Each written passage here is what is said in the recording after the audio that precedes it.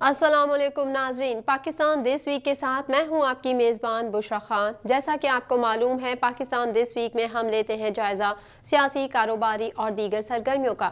اس ہفتے بھی ہم آپ کے لیے لے کر آئے ہیں کچھ تازہ اور منفرد رپورٹس۔ سب سے پہلے نظر ڈالتے ہیں ملک میں کرونا کی صورتحال پر۔ مہلک وبا کے وار میں کمی، پاکستان میں کرونا صورتحال میں بہتری۔ کرونا وائرس سے 7 افراد جاں بحق ہو گئے، جس کے بعد اموات کی تعداد 28,655 ہو گئی۔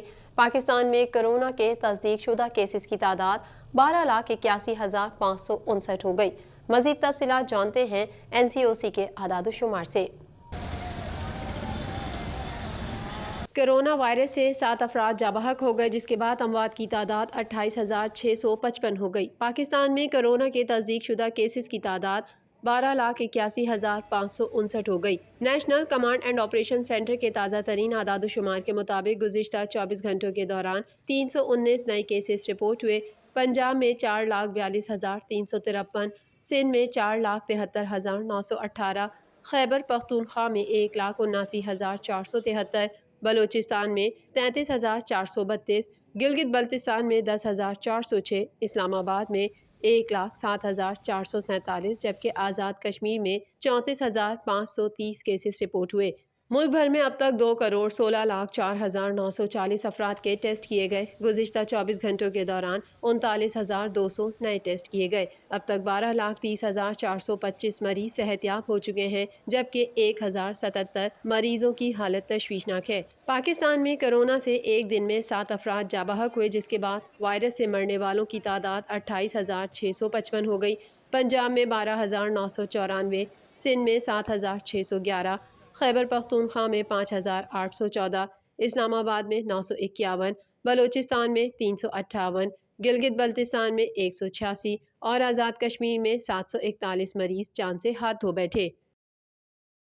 وزیر اعظم عمران خان سے چینی تجارتی وفد نے ملاقات کی۔ وزیر توانائی حماد اظہر، مشیر تجارت عبدالرزاق داؤد، شہباز گل، خالد منصور اور چین کے سفیر بھی ملاقات میں شریک ہوئے۔ وزیر اعظم عمران خان نے کہا ہے کہ پاکستان اور چین اپنے آنے والی نسلوں تک بھی متحد رہے گا۔ مزید جانتے ہیں اس رپورٹ میں۔ وزیر اعظم عمران خان نے کہا ہے کہ پاکستان اور چین اپنے آنے والی نسلوں تک بھی متحد رہیں گے۔ وزیر اعظم عمران خان سے چینی تجارتی وفد نے ملاقات کی۔ وزیر توانائی حماد اظہر، مشیر تجارت عبدالرزاق داؤد، شہباز گل، خالد منصور اور چین کے سفیر بھی ملاقات میں شریک ہوئے۔ وزیر اعظم نے کہا کہ پاکستان میں چینی کاروباری اداروں کی ترجیحی بنیادوں پر حمایت کریں گے۔ خصوصی اقتصادی زونز میں اپنی سرمایہ کاری کو تیز کرنے میں گہری دلچسپی پر ان کے شکر گزار ہیں۔ عمران خان نے کہا کہ پاکستان اور چین نہ صرف ماضی اور حال میں جڑے ہوئے ہیں، بلکہ ہم اپنے آنے والی نسلوں تک بھی متحد رہیں گے۔ پاکستان دونوں ممالک کے عوام میں قائم قابل قدر تعلقات کو سراہتا ہے۔ انہوں نے ہدایت کی کہ پاکستان میں صنعتیں لگانے والے تمام چینی سرمایہ کاروں کو ہنگامی بنیادوں پر سہولیات دی جائیں۔ سڑکوں اور یوٹیلیٹی سہولیات کی فراہمی سے متعلق مسائل کو حل کیا جائے۔ اجلاس میں بریفنگ دی گئی کہ چینی تاجر گلاس، سیرامکس اور انفارمیشن ٹیکنالوجی کے شعبوں میں کام کرنے کے خواہش مند ہیں۔ چینی مشہور موبائل ساز کمپنی اوپو پاکستان میں ایک مقامی موبائل مینوفیکچرنگ یونٹ لگا رہی ہے۔ اوپو ایک ریسرچ اینڈ ڈیولپمنٹ سینٹر قائم کرنے جا رہا ہے۔ اس سے نہ صرف اسمارٹ فونز کی سالانہ درآمد پر بہت زیادہ زر مبادلہ کے ذخائر کی بچت ہوگی اور روزگار کے مواقع بھی پیدا ہوں گے۔ اسلام آباد ہائی کورٹ میں سابق چیف جج گلگت بلتستان رانا شمیم کے خلاف کارروائی اور بطور جج لی گئی برات واپسی کے لیے درخواست دائر کر دی گئی۔ درخواست اسلام آباد کے وکیل چودھری محمد اکرم ایڈوکیٹ نے دائر کی۔ مزید جانیں گے اس رپورٹ میں۔ اسلام آباد ہائی کورٹ میں سابق چیف جسٹس گلگت بلتستان رانا شمیم کو بطور جج دی گئی برات واپسی کے لیے درخواست دائر کر دی گئی۔ میڈیا رپورٹ کے مطابق اسلام آباد ہائی کورٹ میں سابق چیف جج گلگت بلتستان رانا شمیم کے خلاف کارروائی اور بطور جج لی گئی برات واپسی کے لیے درخواست دائر کر دی گئی۔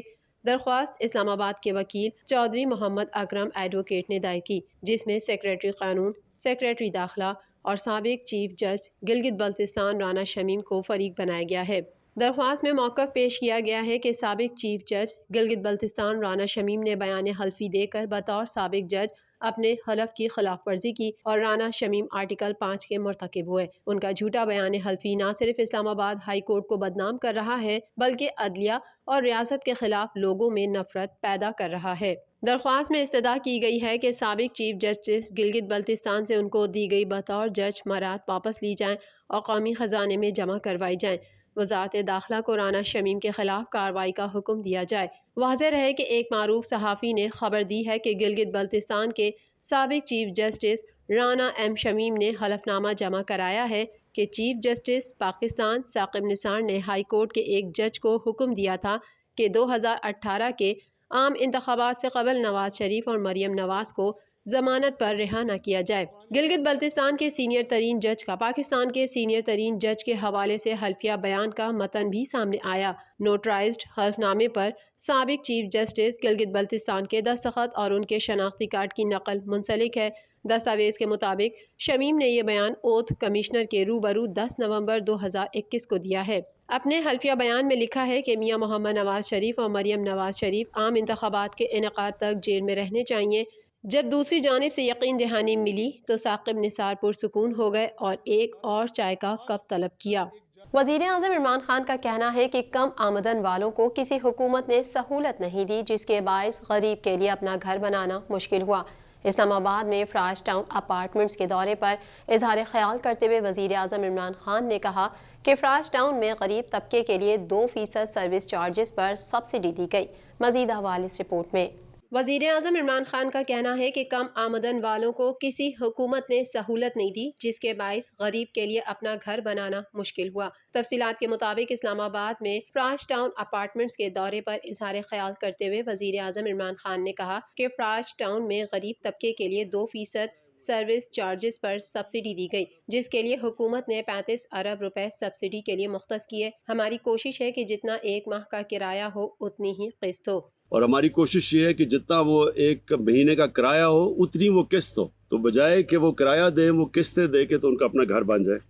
تو یہ ایک کم آمدن کے لیے ہم نے ان کی مدد کی۔ وزیر اعظم نے کہا کہ فراش ٹاؤن کا 2 سال میں انفراسٹرکچر بنا، اب کوشش ہوگی تیزی سے گھر بنے۔ اس موقع پر تمام اداروں کو خراج تحسین پیش کرتا ہوں۔ وزیر اعظم نے بتایا کہ منصوبے میں 400 فلیٹس کچی آبادیوں کے رہائشیوں کے لیے مختص ہیں جبکہ 200 فلیٹس NABHD کے تحت رجسٹرڈ افراد کے لیے مختص ہیں۔ وزیر اعظم نے کہا کہ اداروں اور پرائیویٹ سیکٹر کی مدد کم آمدنی والوں کے لیے 1 لاکھ گھر بن رہے ہیں۔ 4400 اپارٹمنٹس CDA NABHD FWO کے تعاون سے بن رہے ہیں۔ بینکوں نے پہلی بار گھر بنانے کے لیے قرض دینا شروع کیا ہے جبکہ اپنا ہاؤسنگ اسکیم کے تحت بینکوں کے پاس اب تک 226 ارب روپے تک کی درخواستیں آئی ہیں۔ وزیر اعظم عمران خان نے کہا کہ ہاؤسنگ سیکٹر پر پہلے کبھی توجہ نہیں دی گئی، کم آمدن والوں کو کبھی کسی حکومت نے سہولت نہیں دی۔ ہم نے کوشش کی کہ پہلے انفراسٹرکچر کو ٹھیک کریں کیونکہ غریب لوگوں کے لیے اپنا گھر بنانا مشکل ہے۔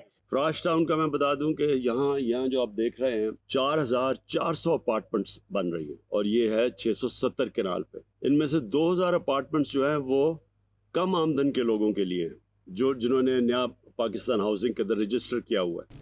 حکومت اور ریاست انتہا پسندی سے لڑنے کے لیے مکمل تیار ہیں۔ ریاست کا کام قانون کی عملداری کو یقینی بنانا ہے لیکن TLP کیس میں ریاست کو پیچھے ہٹنا پڑا۔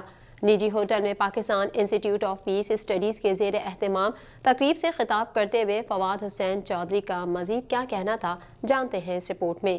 وزیر اطلاعات فواد حسین چودھری نے کہا ہے کہ ریاست کا کام قانون کی عملداری کو یقینی بنانا ہے لیکن TLP کیس میں ریاست کو پیچھے ہٹنا پڑا۔ نجی ہوٹل میں Pakistan institute of peace studies کے زیر اہتمام تقریب سے خطاب کرتے ہوئے فواد حسین چودھری نے کہا کہ حکومت اور ریاست انتہا پسندی سے لڑنے کے لیے مکمل تیار ہے۔ ریاست کا کام قانون کی عملداری کو یقینی بنانا ہے لیکن TLP کیس میں ریاست کو پیچھے ہٹنا پڑا۔ انہوں نے کہا کہ ریاست کا کنٹرول ختم ہونے پر جتھے قانون ہاتھ میں لے لیتے ہیں، حکومتی رٹ ختم ہوگی تو انتہا پسند حاوی ہو جائیں گے۔